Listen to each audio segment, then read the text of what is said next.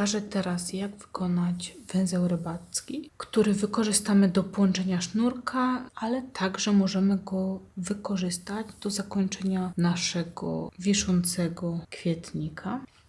Mamy nasze sznurki, które chcemy połączyć razem. Bierzemy dodatkowy sznurek, który będziemy zawijać naokoło tych innych sznurków.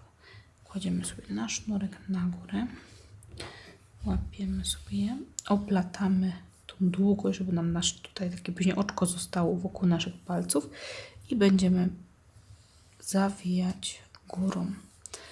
Musimy pamiętać, żeby zawijać ciasno i sznurek musi być jeden obok drugiego, te nasze przewinięcia, ponieważ daje to też, że nasz węzeł rybacki będzie prawidłowo wykonany, będzie się dobrze trzymać, ale także jest to ozdoba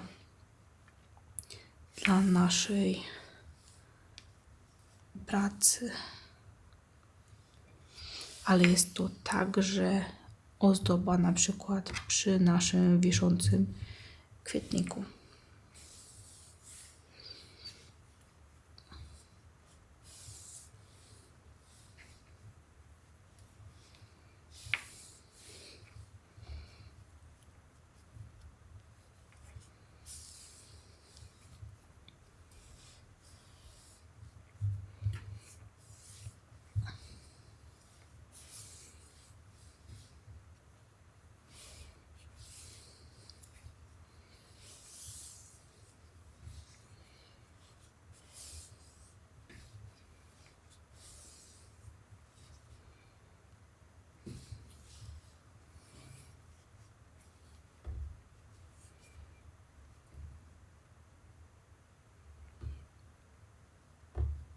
Teraz tak, jeżeli mamy już zawinięty tutaj ten sznurek, mamy dwie końcówki, jedna wychodzi nam z środka i mamy tą także pętelkę. Tą naszą końcówkę, którą zawijaliśmy, przekładamy przez tą pętelkę.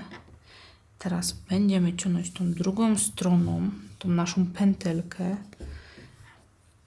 która nam się schowie do środka. Musimy bardzo mocno to zacisnąć.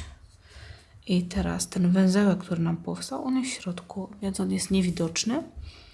Teraz tylko pozostaje nam wziąć nożyczki i obciąć dokładnie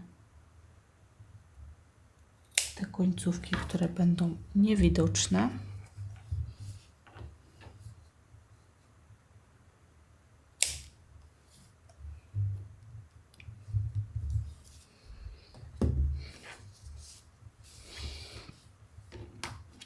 I tak oto wygląda nasz węzeł rybacki. Czy go zrobimy jeszcze dłuższy, zależy tylko od nas i od tego, jaki mamy pomysł na naszą pracę. Mam nadzieję, że Wam się podobało. Subskrybujcie mój kanał, zostawiajcie łapki w górę i do usłyszenia w kolejnym odcinku.